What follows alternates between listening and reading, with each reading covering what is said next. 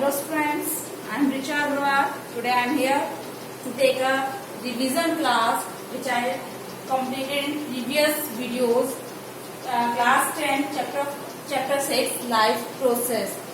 First of all in revision class में आपको बताऊंगी 12 से सारी चीजें रिवाइज करवाऊंगी कि लाइफ प्रोसेस है क्या चीज, लाइफ प्रोसेस में कौन कौन सी प्रोसेसेस होती हैं।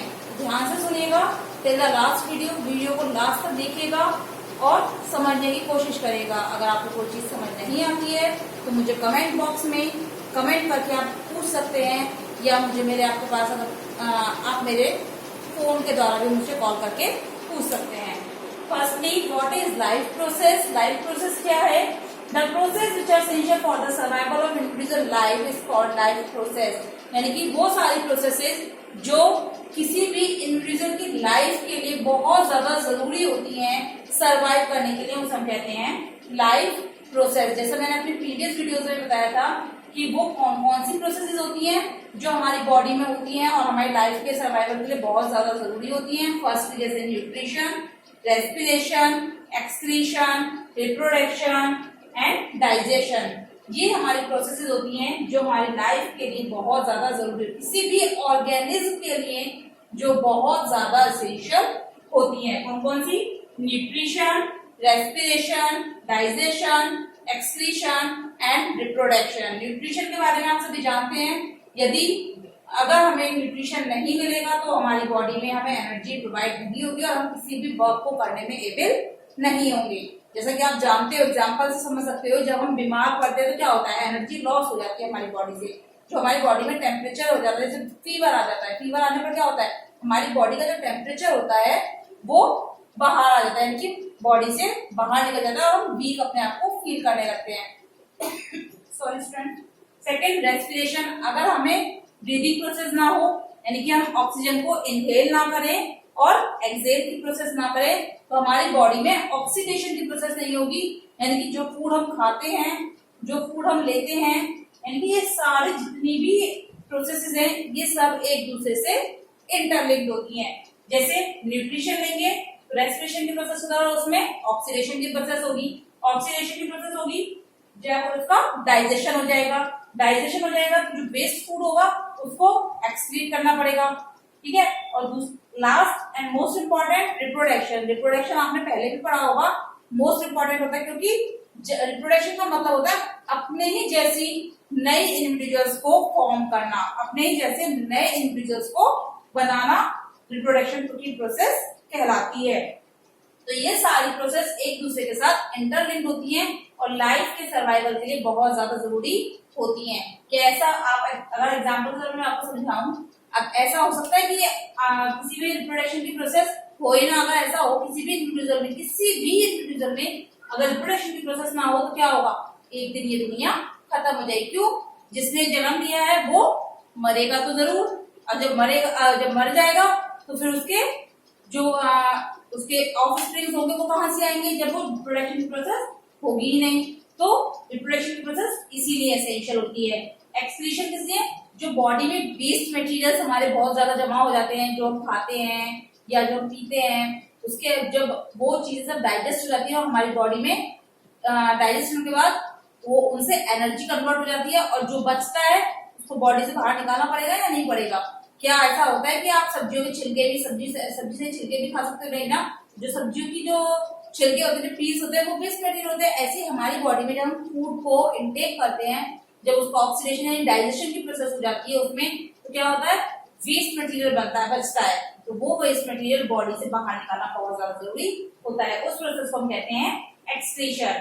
डाइजेशन, जब हम फूड को इंटेक करते हैं तो हमारे स्टोमक में जाता है और फूड का जब हम माउथ से फूड इंटेक करते हैं तो डाइजेशन की प्रोसेस स्टार्ट हो जाती है। यानी कि जब हम खाना खाते हैं तो च्यू करते, चबाते हैं तो सलाइवा जो होता है वो स्टार्च को क्या कर देता है, डाइजेस्ट कर देता है सिंपलर फॉर्म में, ठीक है। तो डाइजेशन की प्रोसेस स्टार्ट कहां से होती है, माउथ से स्टार्ट हो जाती है और इंटेस्टाइन में यानी स्मॉल इंटेस्टाइन में जाकर कंप्लीट होती है। स्टोमक में कोई भी डाइजेशन प्रोसेस नहीं होती, वो मैं आपको आगे की स्लाइड में पढ़ाऊंगी।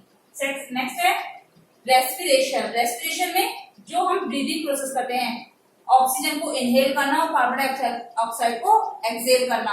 अगर ये प्रोसेस बॉडी में नहीं होगी तो क्या होगा, हमारी बॉडी के अंदर जो हम फूड इंटेक करते हैं उसको वो ऑक्सीडेज नहीं होगा और जो हमारे ऑर्गन्स है वो प्रॉपर वर्क नहीं करेंगे।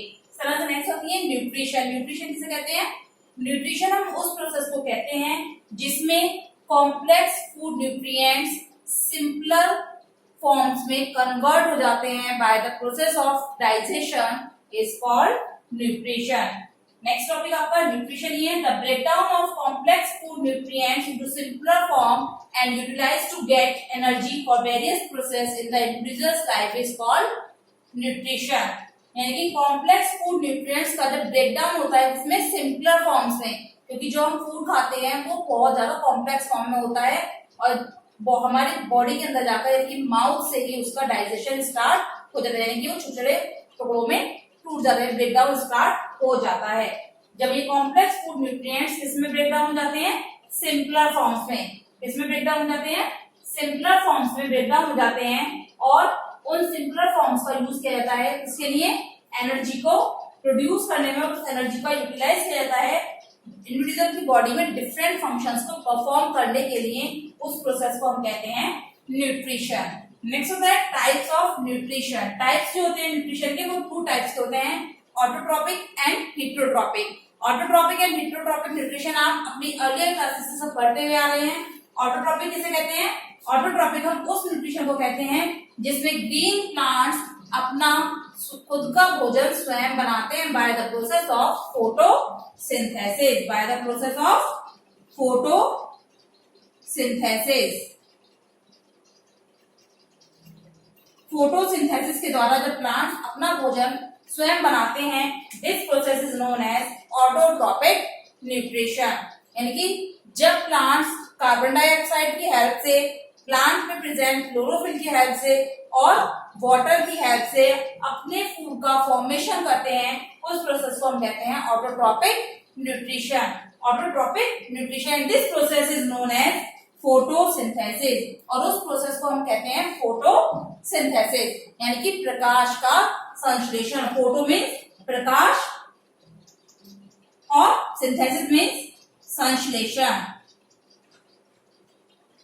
यानी कि जब प्रकाश का संश्लेषण होता है तो प्लांट्स में फूड फॉर्मेशन होता है। क्या होता है? प्लांट्स में फूड फॉर्मेशन होती है। But this process is occur only in green plants. लेकिन ये ऑटोट्रॉपिक न्यूट्रिशन की जो प्रोसेस होती है वो केवल ग्रीन प्लांट्स में प्रेजेंट होती है, क्योंकि फोटोसिंथेसिस की प्रोसेस में जो एसेंशियल एलिमेंट्स हैं वो है आपके chlorophyll, carbon dioxide and water. जब ये तीनों चीजें मिलती प्लस सनलाइट,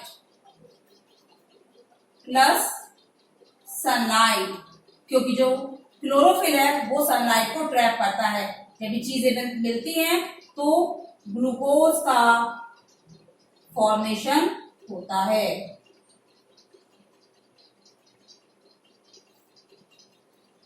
ठीक है, क्लोरोफिल आपने अपनी अर्ली क्लासेस में चैप्टर 7 में पढ़ा होगा क्लोरोप्लास्ट के बारे में, प्लास्टिड्स के बारे में। प्लास्टिड्स में आपका एक प्लास्ट आता है क्लोरोप्लास्ट। क्लोरोप्लास्ट में क्या होता है? क्लोरोफिल प्रेजेंट होता है जो कि एक ग्रीन कलर का पिगमेंट होता है, और किसमें प्रेजेंट होता है? केवल ग्रीन प्लांट्स में प्रेजेंट होता है, जिसे हम क्या कहते हैं? क्लोरोफिल कहते हैं। और इस क्लोरोफिल का जो फंक्शन होता है वो होता है सनलाइट को ट्रैप करना, यानी कि सोलर एनर्जी को ट्रैप करता है, अपनी तरफ खींचता है, और कार्बन डाइऑक्साइड और वाटर की हेल्प से ग्लूकोज का फॉर्मेशन करता है। और प्लांट्स में जो फूड स्टोर होता है वो स्टार्च की फॉर्म में होता है। स्टार्च क्या है? ग्लूकोज का जस्ट डबल, यानी कॉम्प्लेक्स फॉर्म है, यानी कि C12, H22 and O12. It is a formula of starch. Okay? तो प्लांट्स में ये ऑटोट्रॉपिक न्यूट्रिशन होता है, इसकी हेल्प से फोटोसिंथेसिस की प्रोसेस से। नेक्स्ट होता है हेट्रोट्रॉपिक न्यूट्रिशन। ये भी आप सबने अपनी अर्लियर क्लासेस में सबने पढ़ा है। हेट्रोट्रॉपिक न्यूट्रिशन मींस जो ऑर्गेनिज्म किसी दूसरे पर डिपेंड होते हैं for their food is called heterotrophic nutrition. Autotrophic means, auto means self,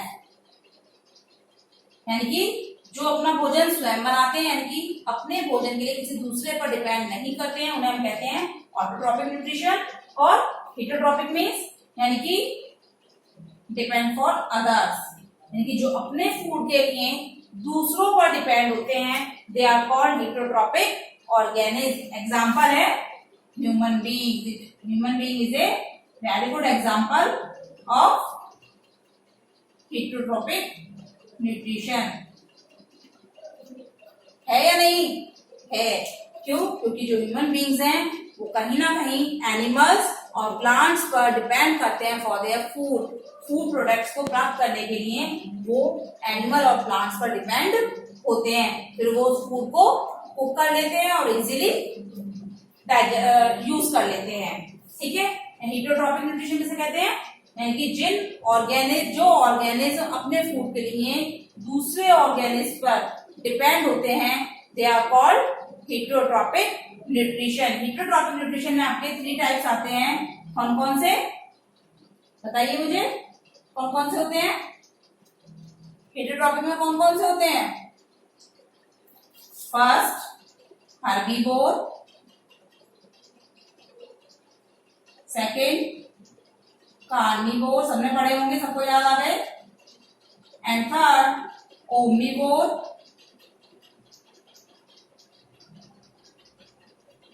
second type parasitic,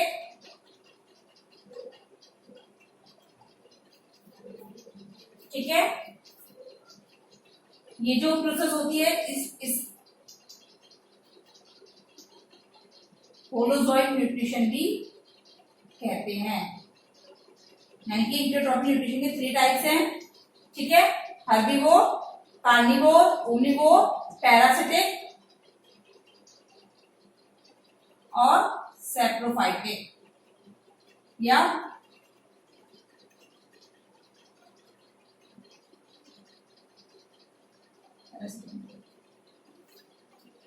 parasitic.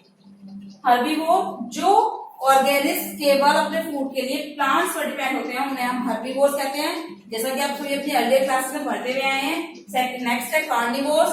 Carnivores means मांसाहारी, यानी कि जो ऑर्गेनिज्म अपना फूड किनसे लेते हैं? केवल एनिमल प्रोडक्ट या एनिमल्स को अपना फूड के रूप में यूज करते हैं, दे आर कॉल्ड कार्निवोर्स, जैसे लायन, टाइगर, वोल्फ, ठीक है। नेक्स्ट है ओमनिवोर्स। ओमनिवोर्स किन्हें कहते हैं? जो ऑर्गेनिज्म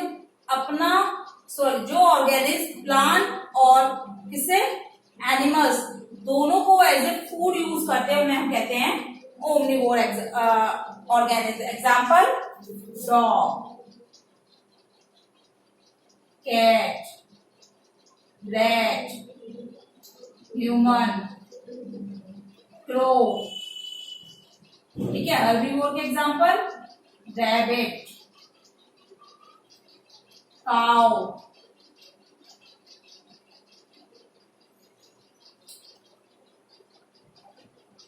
जेब्रा। कार्निवोर के tiger, lion, wolf and so many more. और भी बहुत सारे एग्जांपल्स हैं जो इसमें आते हैं। नेक्स्ट होते हैं पैरासिटिक या डिकम्पोजर्स।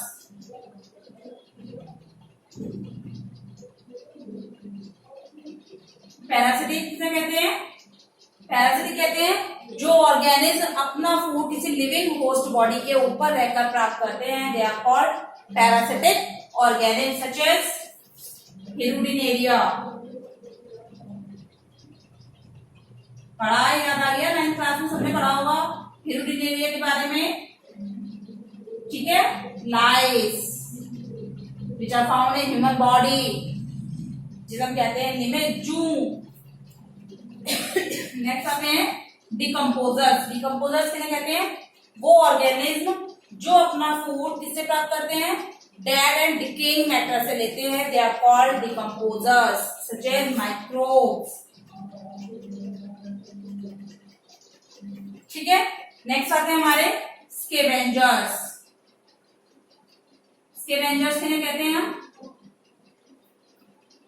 जो ऑर्गेनिज्म किससे अपना भोजन लेते हैं? जो एनिमल्स मर जाते हैं, यानी कि मरे हुए एनिमल्स का मांस खाते हैं, उन्हें हम कहते हैं स्केवेंजर्स। स्केवेंजर्स हमारे एनवायरमेंट के लिए बहुत ज्यादा जरूरी होते हैं। जरूरी ये सभी होते हैं क्योंकि इन सब से जो हमारी नेचर है उसमें एक बैलेंस रहता है। क्योंकि जब तक जो ऑर्गेनिज्म को नहीं खाएंगे, प्लांट्स को नहीं खाएंगे, तो क्या होगा?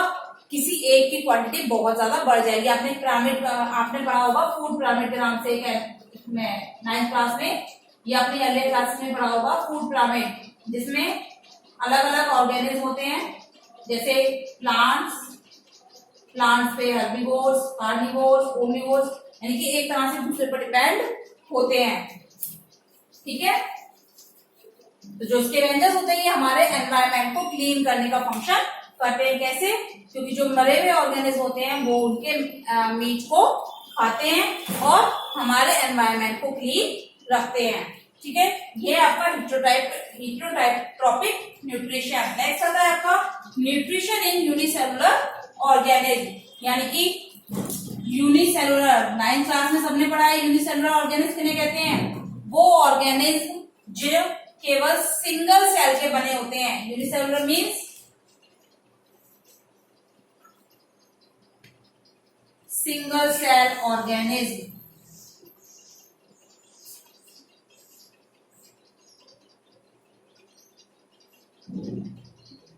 जो ऑर्गेनिज्म केवल सिंगल सेल के द्वारा बने होते हैं उन्हें हम कहते हैं यूनिसेलुलर ऑर्गेनिज्म। अब क्वेश्चन आता है कि ये तो सिंगल सेल के बने हुए हैं, तो इनके अंदर न्यूट्रिशन की प्रोसेस कैसे होती होगी मैम? सबके क्वेश्चन आ रहा है, क्यों होती होगी? सिंगल सेल ऑर्गेनिज्म है तो सारी प्रोसेस इस सिंगल सेल के द्वारा परफॉर्म की जाती है। एग्जांपल समझाऊंगी, बहुत इजीली सबको समझ में आ जाएगा। सिंगल सेल का एक एग्जांपल है, जैसे बहुत इजी एग्जांपल है अमीबा। अमीबा को सबने पढ़ा होगा, सब अमीबा के बारे में। कैसा होता है? अनस्ट्रक्चर्ड, यानी कि उसका कोई भी स्ट्रक्चर नहीं होता। अभी ऐसा है, जब आगे बढ़ेगा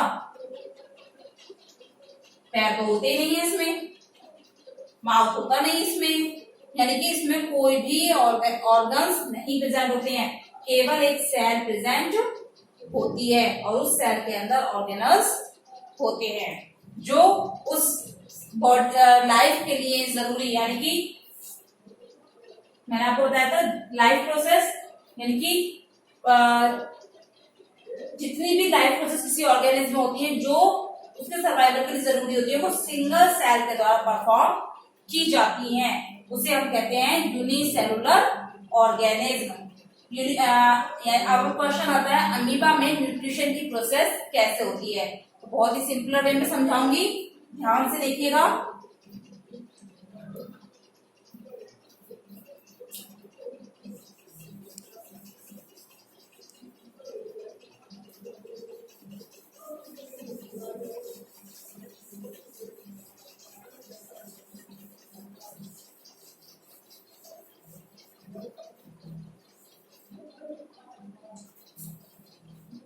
ये देखिए, ये है आपका अमीबा।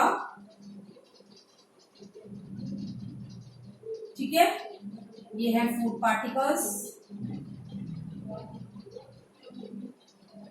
तो अमीबा जो होता है ये सिंगल सेल होता है, इसमें सेल ऑर्गेनल्स होते हैं, साइटोप्लाज्म होता है जो इसकी लाइफ के लिए एसेंशियल हर प्रोसेस को कंप्लीट करता है। ठीक है, सबसे पहले अमीबा मूवमेंट करने के लिए प्रिसुडोपोडियास को बनाता है। These are the प्रिसुडोपोडियास।